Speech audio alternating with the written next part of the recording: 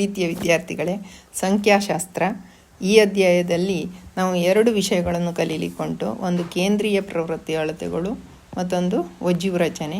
ಕೇಂದ್ರೀಯ ಪ್ರವೃತ್ತಿಯ ಅಳತೆಗಳಲ್ಲಿ ಮೊದಲನೇ ಅಳತೆ ಸರಾಸರಿ, ಬಹುಲಕ, ಮಾಧ್ಯಾಂಕ. ಹಾಗೆಯೇ ಒಜ್ಜು ರಚನೆಯಲ್ಲಿ 2 ರೀತಿಯ ರಚನೆಗಳಿವೆ. ಒಂದು ಕಡಿಮೆ ವಿಧಾನದ ಒಜ್ಜು, ಇನ್ನೊಂದು ಅಧಿಕ ವಿಧಾನದ ಒಜ್ಜು. ಈ ಪಾಠದಿಂದ ಸರಾಸರಿ, ಬಹುಲಕ, ಮಾಧ್ಯಾಂಕ ಇವುಗಳಲ್ಲಿ ಯಾವುದಾದರೂ ಒಂದಕ್ಕೆ ಸಂಬಂಧಿಸಿದಂತೆ 3 ಅಂಕಗಳ ಪ್ರಶ್ನೆ ಇರ್ತದೆ. ಹಾಗೆಯೇ ಕಡಿಮೆ ವಿಧಾನದ ಒಜ್ಜು ಅಥವಾ ಅಧಿಕ ವಿಧಾನದ ಒಜ್ಜು ಇವೆರಡರಲ್ಲಿ ಒಂದು 3 ಅಂಕದ ಪ್ರಶ್ನೆ ಇರ್ತದೆ. ಒಟ್ಟಿನಲ್ಲಿ 6 ಅಂಕಗಳು ಹೆಚ್ಚಾಗಿ ಪರೀಕ್ಷೆಗೆ ಬರ್ತದೆ. ಉದಾಹರಣೆ 1, ಈ ಕೆಳಗಿನ ಆವೃತ್ತಿ ವಿತರಣಾ ಪಟ್ಟಿಗೆ ಸರಾಸರಿ ಕಂಡುಹಿಡಿಯಿರಿ. ಹೀಗೆ ಕೊಟ್ಟಿರ್ತಾರೆ ಲೆಕ್ಕ. ಈಗ ನೀವು ಕಂಡುಹಿಡಿಬೇಕಾದದ್ದು ಸರಾಸರಿ. ವರ್ಗಾಂತರ ಕೊಟ್ಟಿರ್ತಾರೆ 0ರಿಂದ 10, 10ರಿಂದ 20, 20ರಿಂದ 30, 30ರಿಂದ 40, 40ರಿಂದ 50. ಅದಕ್ಕೆ ಸಂಬಂಧಿಸಿದಂತೆ ಆವೃತ್ತಿ 3, 5, 9, 5, 3 ಕೊಟ್ಟಿದ್ದಾರೆ. ಕೆಲವು ಸಲ ಈ ಆವೃತ್ತಿಗಳ ಮೊತ್ತವನ್ನು ಕೊಟ್ಟಿರ್ತಾರೆ 25 ಅಂತ ಹೇಳಿ, ಕೆಲವು ಸಲ ಕೊಟ್ಟಿರುವುದಿಲ್ಲ. ಇವುಗಳನ್ನೆಲ್ಲ ಕೂಡಿಸಿ 25 ಬರ್ತದೆ.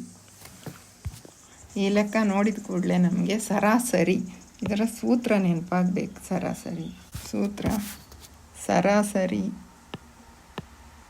ಅಂದರೆ ಸಿಗ್ಮಾ FI/XI ಭಾಗಿಸು ಸಿಗ್ಮಾ FI. ನೀವು ಇದನ್ನು ಕಲ್ತಿರ್ತೀರಿ.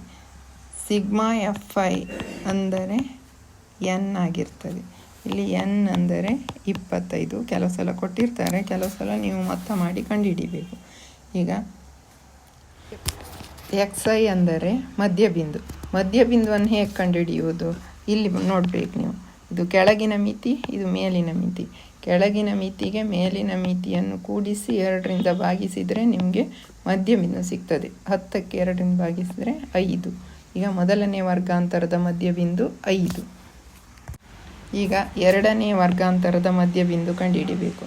10 + 20 ಭಾಗಿಸು 2 ಅಂದರೆ 15 ಆಗ್ತದೆ. 10, 20, 30, 30ಕ್ಕೆ 2ರಿಂದ ಭಾಗಿಸಿದರೆ 15 ಆಗ್ತದೆ.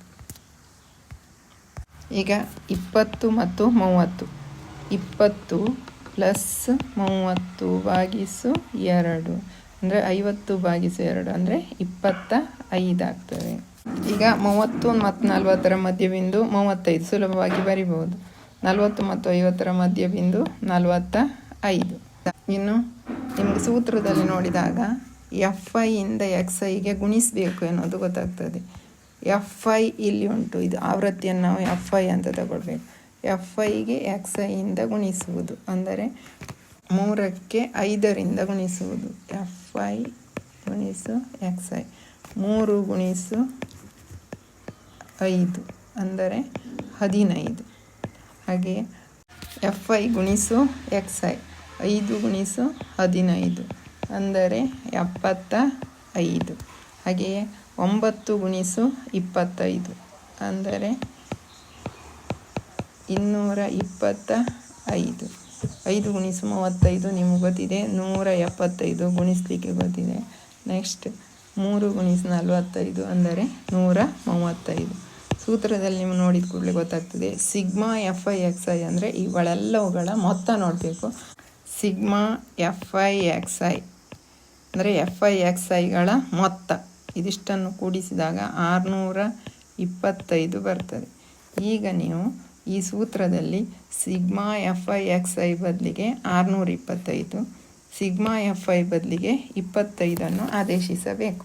ಸರಾಸರಿ ಅಂದರೆ ಸಿಗ್ಮಾ FI/XI ಭಾಗಿಸು ಸಿಗ್ಮಾ FI. ಸಿಗ್ಮಾ FI/XI ಅಂದರೆ 625 ಭಾಗಿಸು ಸಿಗ್ಮಾ FI 25. ಇದನ್ನು 25 ಒಂದ್ಲಿ 25 25 ಅಂತ ಹೇಳಿ 25 ಉತ್ತರ ಬರಿಬಹುದು. ಕಷ್ಟ ಆದರೆ 625 ಭಾಗಿಸು 25. 5 ಒಂದ್ಲಿ ಮಗ್ಗಿಯಿಂದ ಹೊಡೆದಾಕ್ಬೋದು. 5 5ಲಿ 25, 5 12ಲಿ 60, 5 5ಲಿ 25. ನೆಕ್ಸ್ಟ್ ಪುನಃ 5 5 2ಲಿ 10, 5 5ಲಿ 25. ಹೀಗೆ ಕೂಡ ಮಾಡ್ಬೋದು. ಒಟ್ಟು ಸರಾಸರಿಯ ಬೆಲೆ 25 ಆಗಿರ್ತದೆ. ಈಗ ಎರಡನೇ ಲೆಕ್ಕ. ಈ ಕೆಳಗಿನ ದತ್ತಾಂಶಗಳಿಗೆ ಬಹುಲಕ ಕಂಡುಹಿಡಿಯಿರಿ. ಇಲ್ಲಿ ವರ್ಗಾಂತರಗಳನ್ನು ಕೊಟ್ಟಿದ್ದಾರೆ. ನೆಕ್ಸ್ಟ್ ಆವೃತ್ತಿಗಳನ್ನು ಕೂಡ ಕೊಟ್ಟಿದ್ದಾರೆ. ಈಗ ನಾವು ಬಹುಲಕ ಕಂಡುಹಿಡಿಯುವ ಸೂತ್ರ ಬರಿಬೇಕು. ಬಹುಲಕ ಸಮ L plus F1 minus F0 ಭಾಗಿಸು 2F1 minus F0 minus F2. ಇದಕ್ಕೆ ನೀವು ಒಟ್ಟಿಗೆ ಒಂದು ಸ್ಕ್ವೇರ್ ಬ್ರಾಕೆಟ್ ಹಾಕಿ ಇದಕ್ಕೆ ನೀವು Hನಿಂದ ಗುಣಿಸುವಂಥ ಸೂತ್ರ ಬರ್ಕೊಳ್ಬಹುದು. ವಿದ್ಯಾರ್ಥಿಗಳೇ, ನಿಮ್ಗೆ ಗೊತ್ತಿದೆ ಬಹುಲಕ ಅಂದರೆ ಅತಿ ಹೆಚ್ಚು ಬಾರಿ ಪುನರಾವರ್ತನೆಗೊಳ್ಳುವ ಪ್ರಾಪ್ತಾಂಕ. ಅದನ್ನು ನಾವೀಗ ಆವೃತ್ತಿ ಸಂಖ್ಯೆಯಲ್ಲಿ ಗರಿಷ್ಠ ಆವೃತ್ತಿ ಸಂಖ್ಯೆ ನೋಡುವುದರ ಮೂಲಕ ಕಂಡುಹಿಡಿಬಹುದು. 23 ಇಲ್ಲಿ ಗರಿಷ್ಠ ಆವೃತ್ತಿ ಸಂಖ್ಯೆಯಾಗಿದೆ. ಆದ್ದರಿಂದ ಬಹುಲಕ ಇರುವ ವರ್ಗಾಂತರವನ್ನು ನಾವು ಗುರ್ತು ಮಾಡಿಕೊಳ್ಬೇಕು. ಇದೀಗ ಬಹುಲಕ ಇರುವ ವರ್ಗಾಂತರ. ಇದರಿಂದ ನಾವು ಎಲ್ಲ ಅವ್ಯಕ್ತ ಪದಗಳನ್ನು ಕಂಡುಹಿಡಿಬಹುದು.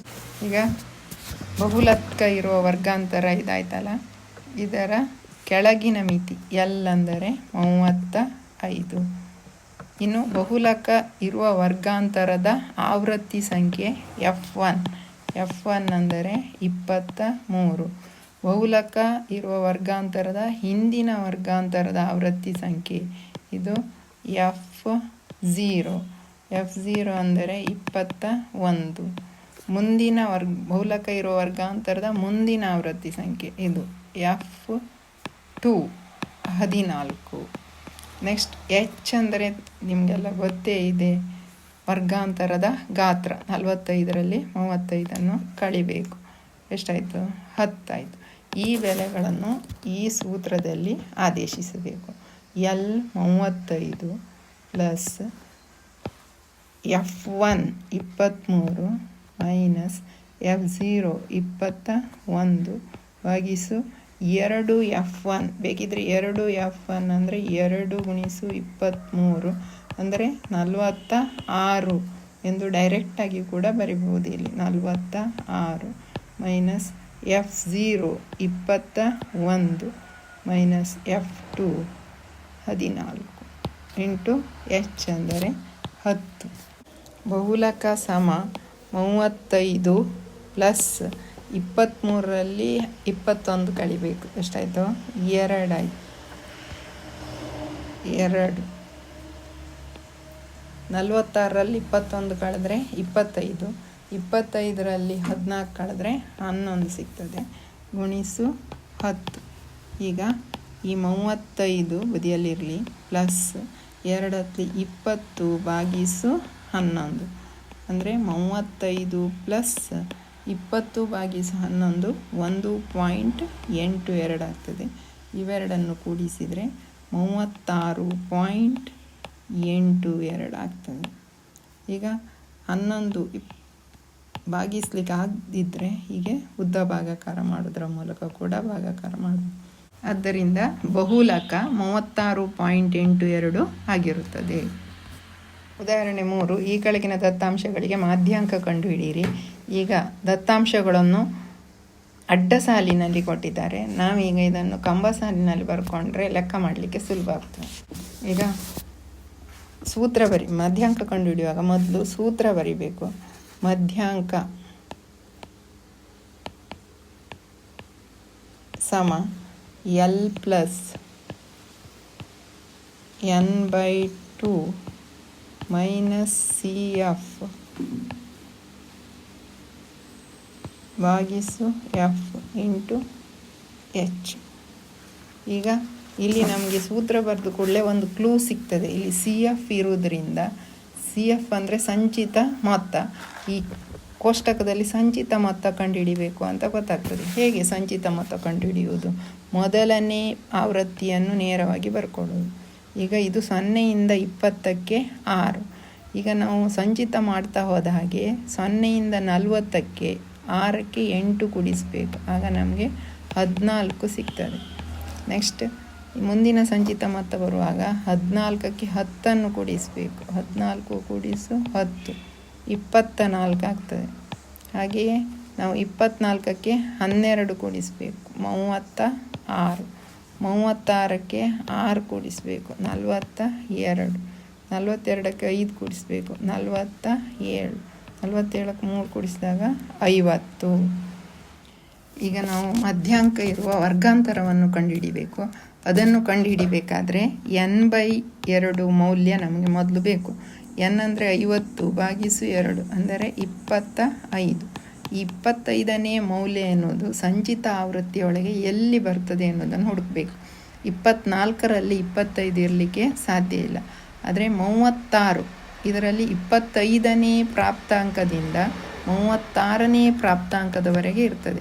ಆದ್ದರಿಂದ ಈ ಒಂದು ವರ್ಗಾಂತರವು ಮಧ್ಯಮ ಬೆಲೆ ಇರುವ ವರ್ಗಾಂತರವಾಗಿರ್ತದೆ. ಈಗ ಇದರಲ್ಲಿ ಹಿಂದಿನ ಆವೃತ್ತಿಗಳ ಸಂಚಿತ ಮೊತ್ತ CF ಆಗಿರ್ತದೆ. CF ಅಂದರೆ 24. H ಎನ್ನುವುದು ನಿಮಗೆ ಗೊತ್ತಿದೆ, ವರ್ಗಾಂತರದ ಗಾತ್ರ. 80ರಲ್ಲಿ 60 ಕಳೆದ್ರೆ 20 ಎನ್ನುವುದು ವರ್ಗಾಂತರದ ಗಾತ್ರ ಆಗಿರ್ತದೆ. F ಎನ್ನುವುದು ಮಧ್ಯಾಂಕ ಇರುವ ವರ್ಗಾಂತರದ ಆವೃತ್ತಿ ಸಂಖ್ಯೆ. ಇಲ್ಲಿ F ಅಂದರೆ 12. ಈ ಬೆಲೆಗಳನ್ನು ಸೂತ್ರದಲ್ಲಿ ಆದೇಶಿಸಬೇಕು.